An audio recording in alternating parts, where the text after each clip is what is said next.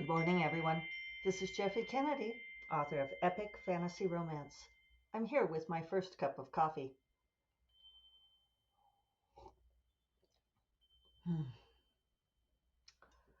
Today is Monday, October 31st, Halloween here in the United States and other parts of the world. I understand the celebration is moving. Originally Celtic holiday, naturally. I saw somebody saying yesterday was All Hallows Eve, and it's like, no, actually today is All Hallows Eve because tomorrow is All Saints Day. Uh, and so Halloween means Hallows Even. Little known facts. If you're on video, you'll see I put on black lipstick for you today, and I am wearing my skeleton earrings. Also in my background is what is like my usual haunted background. So I thought I'd give you all a little tour today, describing for those of you just on audio. But as you can see here, I have my creepy gothic calendar, my wonderful witch with the green hat, and the cat being the feather on her hat. Assistant Cream sent me that. A black unicorn, sword thrust in the snow, ravens flying. Love that picture too. My black cat mask. And this piece by Miguel Nunez called Straight as the Gate. I love this piece. It's chicle. I've had it for a long time. If you probably can't see, but if you could see, there's a snake skeleton at her feet. Oh, and I forgot I'm supposed to describe for those of you just on audio. It's a person swathed in layers of gray robes with sort of the Greek Orthodox halo behind their head. Lots of detail on the hands and feet, as they do for saints. There's a lot of layers to that image. Over here is my Katrina doll with the various birds feeding on her skeleton.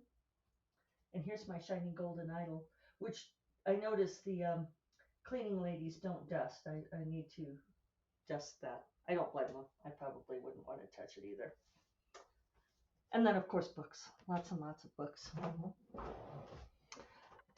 So, happy Halloween. It's always a interesting time of year when the veil is thin between the worlds.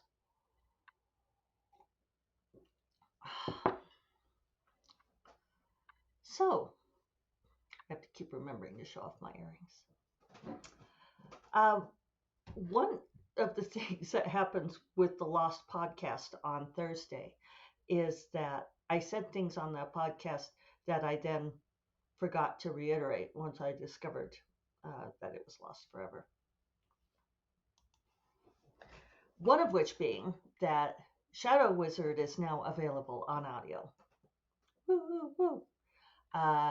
It's up on ACX, just on Audible for 3 months, and then I'll put it up wide. So, but now you can, if you have an Audible subscription, you can access that. So I'm putting that on the show today because it's been out for a few days and now I forgot to pimple it. Yeah, so tell your friends. Would love to get some good reads on that.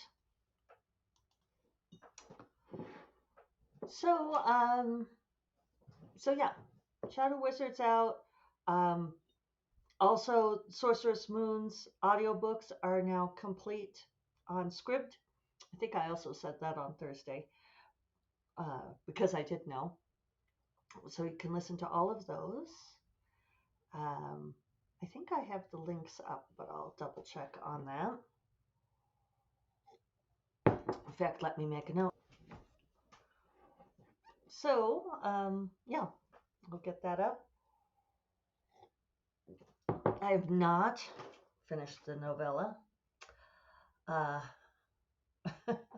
It's so close. I'm actually at my word count almost. Um, let's see. I'm 389 words shy of my predicted word count. I am nowhere near done. So probably it'll take today and tomorrow. I guess I should have known that this would go long, but I didn't. But it's okay. I've been brainstorming the next novel with a couple of friends, so that's been fun. And I had a good weekend. I had a really fun weekend. I knocked off on Friday afternoon and read. I finished reading Hyperion by Dan Simmons. Um, oh, oh, I was gonna say I thought I put that on Do Not Disturb, but I did. My mom can break through. Sorry. That's what I get for having the phone in the room. All right. Now she's replied. Stop replying, Mom. All right. So, um, yeah, so I need to finish this novella, but oh, I was talking about my good weekend. Yeah, it was a really fun weekend. Uh, I did finish reading Hyperion. That's what I was saying. I found out at Writer Coffee on Thursday that Jim read that book a long time ago, Jim Sorensen, and he loved it. So he started rereading, and so we've been discussing. It's a very interesting book. It really is. Brilliant in many ways. I understand why it's um, considered canon. Uh, it's funny when you read something like this that has been so much a part of the canon and you recognize the ways that some of it feels almost derivative. And then you have to remember that no, it's because everybody else borrowed from this. Um, and I know that I sometimes rant about being annoyed when people get that reversed, but this is the first time, or one of the first times I've really experienced it myself, because a couple of times I'm like, really, damn this trope. And it's like, no, actually, it's been borrowed so heavily ever since that it just feels that way. Uh, so I did some reading on Friday. It was relaxing. I sort of knocked off the computer early and managed an entire unplugged day on Saturday, so that was great. I made it to in-person yoga Saturday morning. First time that I've been back to in-person yoga since pandemic, and I actually did really well. This was the kick my ass yoga class. I don't know if Melissa will appreciate me calling it that. She's my favorite yoga teacher. She calls it empowered flow. I call it kick my ass. But I actually did great. I have been doing enough yoga during this time that actually I think I've improved in many ways because I've been doing kind of the basics. She has a lot of Iyengar in there, and I do a lot of that. It was very funny to me because the other gal, yoga teacher, who I also like very much, Sarah and Melissa broke away from the place that they had been, sort of with pandemic. When they went back to in person, they opened up their own place, and this is the first time I'd been there, and it's lovely. It's really great. It's called Breathe Santa Fe. I'll link to it because they deserve all the business. They're both just wonderfully positive people. They don't do yoga shaming, which, I'm amazed that there is such a thing as yoga shaming. But, they're very much all body types welcome and all abilities welcome. And they always offer lots of phases for depending on where you're at. The easy, medium, harder, and and the places. Yeah, I mean, they're just really lovely people. So anyway, I got there early because I was unduly freaked out about like doing the new thing. I think this is like a post-pandemic thing, right? I didn't know where it was, and I wanted to be there early, and I don't know. I don't even know.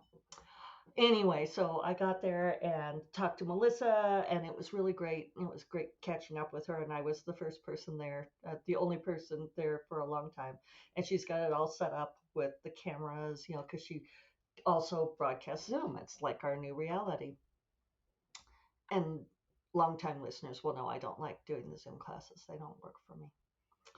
So I don't even know why.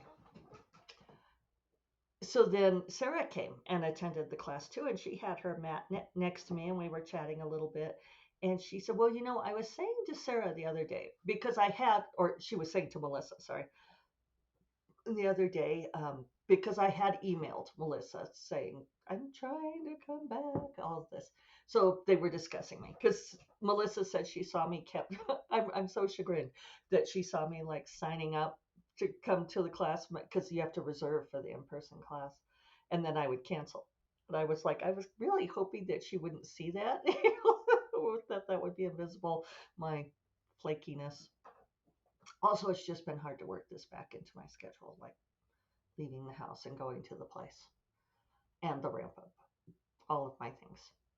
So, so Sarah said, "Well, I was talking to Melissa about you the other day, and she said, I said to her, did you know that Jeffy is famous?" And Melissa said, "Actually, I didn't know that." And this was not what I was expecting her to say at all.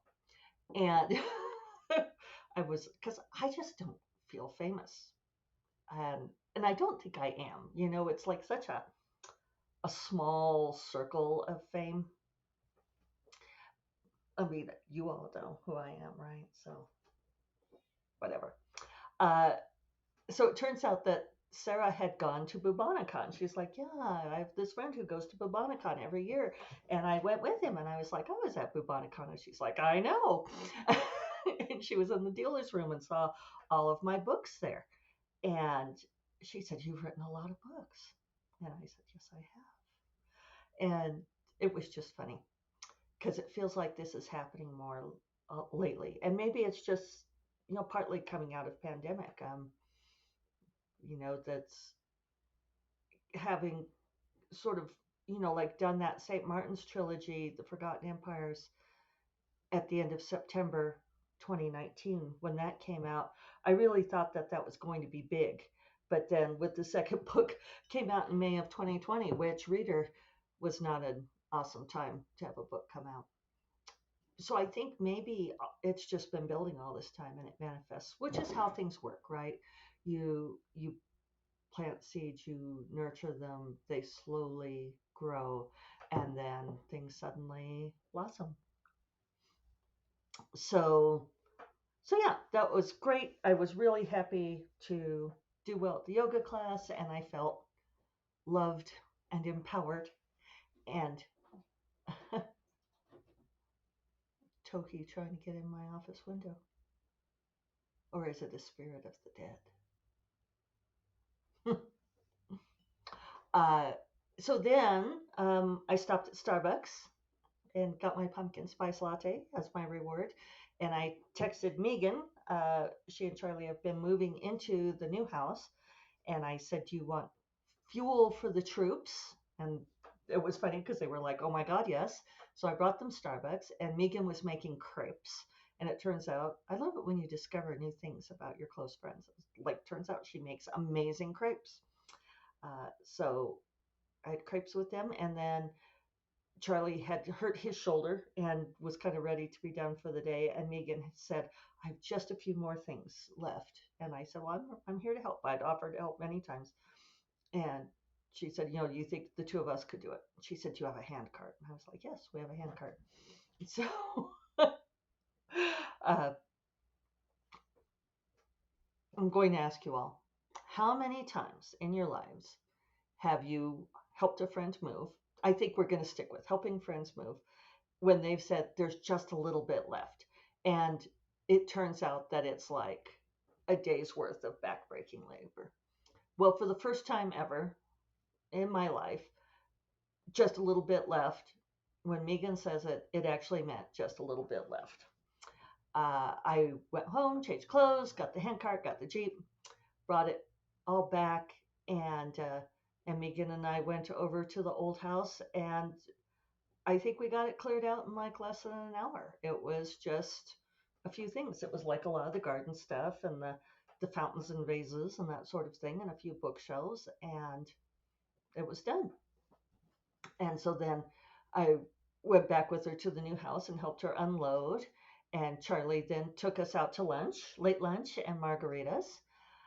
And then after that, I went home and I read and I didn't do anything else. So it was fairly lazy. And then Sunday, I was reading a whole lot because I really wanted to finish Hyperion because I've promised to beta read Jennifer Estep's book by November 7th. And alert readers will recall that I'm headed to World Fantasy Convention on Thursday. I am teaching an online class on Wednesday morning for World Fantasy if you are registered. It's at 9 a.m. Mountain Time on breaking bad writing habits. So hopefully that will be helpful if some of you are interested in doing that. Um, yeah, so and then Thursday morning I fly. So this is kind of like a broken up week. If I could finish this novella and then revise when I come back, that would be fine. I do have the cover for it. I think I am not going to put this up for sale. Maybe I'll put it up for pre-order. I am not going to put it up for sale until after the fucking election. So, please vote blue. Preserve our democracy. So yeah, I also have to vote tomorrow, so I can vote before I leave. And oh yeah, so then yesterday morning, do you guys like this blow by blow of my weekend? It's probably not very interesting, but you get it anyway. So I did work on stuff. I read and I worked on a few things, and then Megan texted that they were like totally done with the old house. She thought it was going to take most of the day. Charlie stopped her from like doing all of the tiny little touch ups to make it perfect. He was like, "It's as is. We sold it as is." And she's like, "Yes, but look." So he pried her out of there, and we went to see the new George Clooney, Julia Roberts movie. We went to see A Ticket to Paradise, or just Ticket to Paradise, and to our old Violet Crown movie theater. It's just so nice to have normal life again, right? Uh, yeah, where you can have food and drinks with your movie, and it was delightful. It was fun and witty, and there were lots of awesome Gen X jokes in it, and so it was really perfection. And then I came home and I didn't do a whole lot. So now I have a whole lot to do in the next few days. But it was good to have a laid back weekend. Um, I know that I have talked about this periodically that I don't allow myself to have fun maybe as much as I should. I always feel like I need to get to those things on the list, which Jennifer Estep, who shares the Clifton Strength Achiever with me, says that we literally enjoy knocking things off of our to-do list.